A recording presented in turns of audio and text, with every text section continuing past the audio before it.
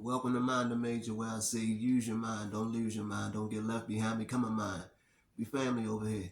Come on over. First, I want to thank all the new subscribers that became new family members over the past few days. Unfortunately, Google don't send out notifications for everybody that subscribes. So, if you're a new subscriber, I would appreciate it if you would leave a comment so I could thank you personally for hitting that subscribe button.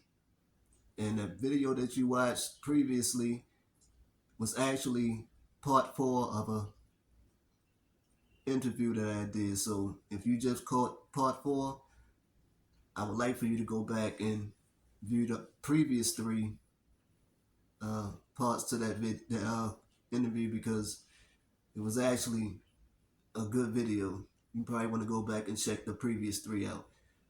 But today we have a new guest on the channel, and we're gonna give him a welcome, and he can introduce himself. Hello, my name is Marvin Tate. 57 years old, young Afro-American man. Been living here in Baltimore City all my life. Just trying to make ends meet. Okay, so I'm gonna give you a gist of what I really want to, things I want to really touch on during the interview. And again, this one will be the same as the last interview. It's going to be like 4 to 5 parts. So if you tune into this one, know that it's going to be at least 3 or 4 more parts to follow this first video. So what I want to do is, like I say, like you already told people that you live in Baltimore. You were born and raised in Baltimore. Baltimore always has this, has had this negative stigma attached to it. So what I try to do with my videos is try to dispel that negative, and just so people can see that there are positive people in the city as well, even if they're people that actually came from negative situations and turned their life around and now have a story of triumph. Understand what I'm saying? And that with that being said, I like to try to start from the beginning and work our way up to present. So far as we'll go back to childhood. When you was little, growing up here in Baltimore City, what being that is people tend to focus on negative stuff or whatever. We'll go there for a second. When you were small, younger coming up, what were some of the type of things that you did when you were younger? Growing up in the city, as we moved from the Turner Station area, I was probably about 5. My mother moved up on Patterson Park. We moved from Turner Station.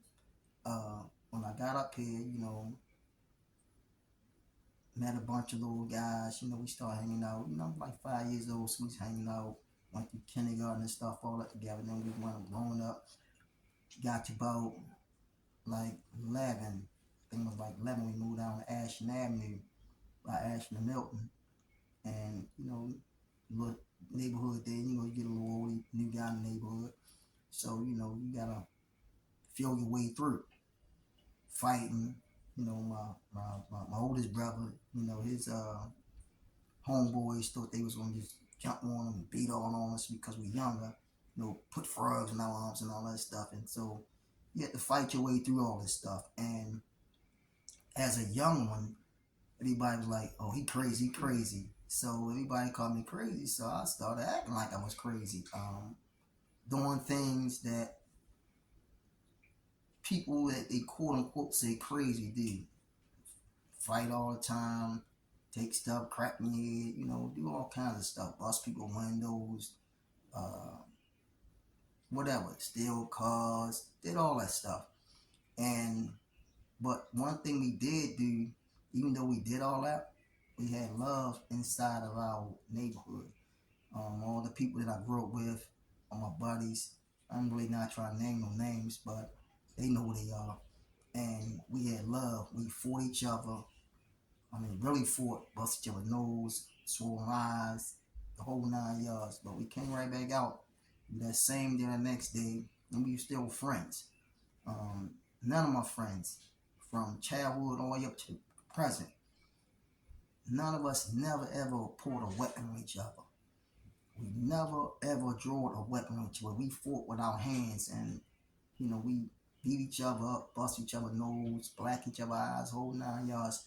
Parents had a conversation with the other parent, and we were still good. And we hung out the next day. So all the stuff that you see today, when I was growing up, again, I said I'm 57 years old. Thank God I had the opportunity to live to see this. Um, it was different. Like we fought. We really fought. We used our hands. We used to come outside with the boxing gloves and fight each other, play fight all day long. And not to challenge each other, but to prove our skills. And we used to do that on the streets. So growing up as a young child in the city, we had fun. It was a little rough sometimes, but we had fun. We respected the elderly folks. We respected our parents, respected our friends' parents, and we had a pretty good life. I mean, we didn't have everything, but we knew how to have fun. And we wasn't causing problems inside the neighborhood. The only time a problem came was when it was somebody that came from outside the neighborhood, when they come inside the neighborhood and, do things that we thought wasn't right. So we checked them. Okay. So basically, there was this sense of camaraderie. You know what I mean? Even though we might have a disagreement or whatever, we still friends at the end of the day, type thing. I get that. So with all that growing up, when you start to come of age or whatever, what was the transition from being a child and what they would so call now jumping off the porch? At what time, at what age would you say you jumped off the porch? For me, they call it jumping off the porch. We call it when I was coming up, and say, man, we left the steps, right? And at the age of 13, it was a young lady from our block, same block I lived in. It was real tight, and she took me off the step. She said, come on with me, and she just follow me. I follow behind her, and when I'm following her, she said, stand right there. I stood over there, went hollered at this girl. Girl came back. Girl gave us some money. She came back and said, hey, and gave me some money. Like, wow, damn, how you do that? So I used to walk with her all the time, go with her all the time, and we became friends. Like, we became real good friends. And that was my first time leaving the step. Then after that, like, we started getting packages from the older guys, and hey, boy, y'all hold this stuff. And I never used to get high, so I was a good guy to them. He was a perfect one to hold the package. So we used to hold the packages, and they give us money. And I'm like, where you getting all these clothes from? Where you getting this stuff, money from? I ain't doing nothing. Yeah, you is. Well, you selling stuff. Well, you can't come to my house. Blah blah blah. I'm like, okay, man. All right, all right, all right. But again, leaving the steps at the age of 13, at the age of 15, I wound up getting my oldest daughter, mother, pregnant. I just turned 16. She was 15. That was my oldest daughter. Got her pregnant. Had a child at the age of 16. During that time, I wound up going to Delaware, got in a whole bunch of trouble. Got in a whole bunch of trouble. Came back home, came back down, the police came back down, they got me, snatched me up, ran my mother's house, great. Took me back to Delaware. Told me, say, well, you facing 240 years. I said, what? You facing 240 years. So, um, again, I'm a juvenile. Took me to juvenile detention center down there. When I get in the juvenile detention center, only people I know down there is me, a rap boy they had down there with me, and the one guy that was from down there. Parents would keep coming to see me. Oh yeah, I'm good. And I went back to court. They was like, look, you take a plea deal, 10 years. 3 of that it's gonna be mandatory, and we'll give you 10. I said, okay. Talk to the prosecutor, talk to the public defender. If you still a juvenile, we're gonna waive on you though, send you to adult correction. Just turned 17. I was still in a juvenile facility. Ready to turn 18 that next following year.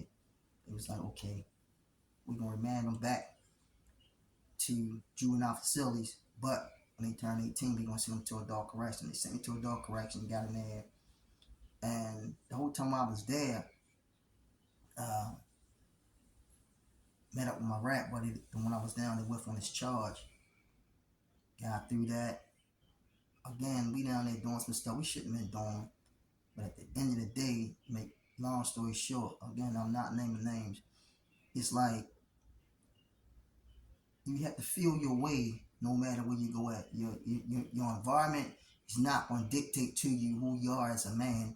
It's not going to tell you where you're supposed to be at. It's not going to tell you what it looked like. You have to feel it out as you go, and as you're growing up and developing inside this new environment, you're going to figure your way out day in and day out.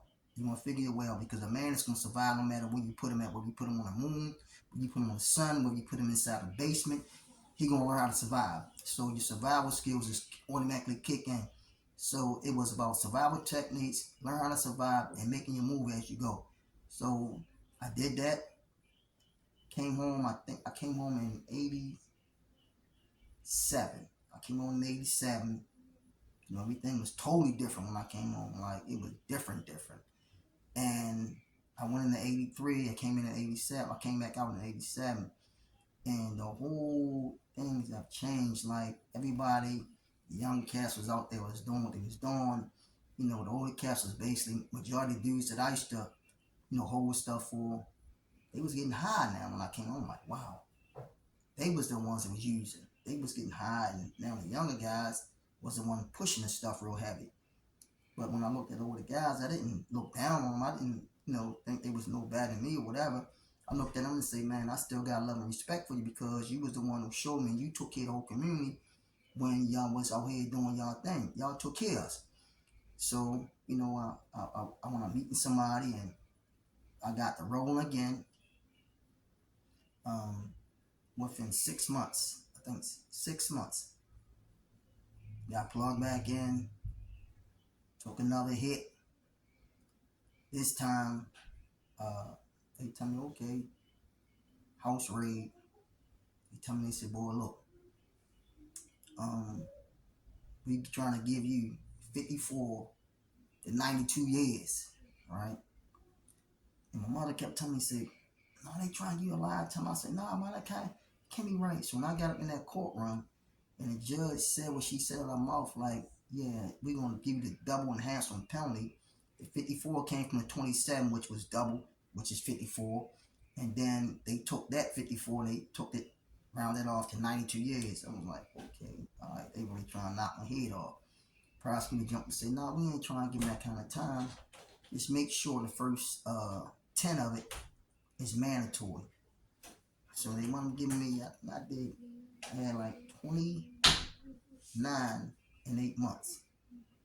But I still had to go back to Delaware because I still had my violation I had to do. So I was writing on while I was in Maryland fighting this case, asking them could they consolidate everything together so when I leave get out of this thing here in Maryland. I didn't have to go back down there. So it was like, okay, well, we'll see what happens after you get sentenced. Kept fighting. And finally, they say, okay, you ain't got to come back down here. So I wound up with 29 years and 8 months total here. Out of 29 and 8, I did almost 17 on it. And then came home. And once I came home, while I was in it, let me back up just a little bit. While I was in there, everybody kept telling me, oh, go to school, get all them trades and stuff, do all this stuff. You go for parole, they're going to give you parole. I said, okay, I'm on it. Went to school, pop. 10 years was up. Went for parole. I said, well, I got a whole stack of stuff like this. Went for parole, and people say, okay, well, you did a lot of stuff. I said, yeah, I'm ready, I'm changed. Okay, we want to see you back in 5 years. I said, huh? I said, yeah, we'll see you back in 5 years. And you change, you're going to change better 5 years later.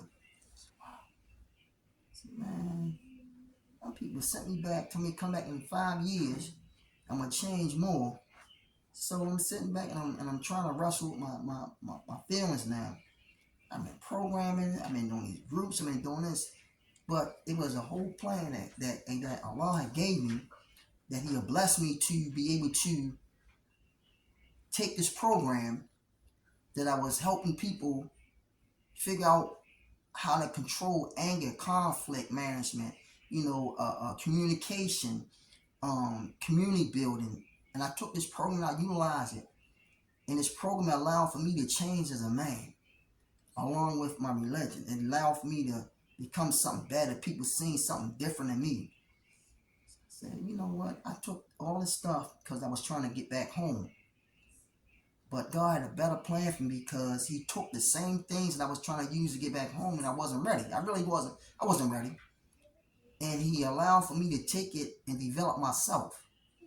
Then I realized that I loved what I was doing and giving it to other people. So with that program and the development of that program and the people coming in, it was like, man, wow, y'all got something special here. So the men that I was touching their lives, these men had life. Like, they had life. They according to Glendon, he said, you never go home. And that's what that meant. But at the end of the day, the same men that he said that they never go home, more than 50% of them is back out here. Everybody out here right now, they living their lives and enjoying it. Like,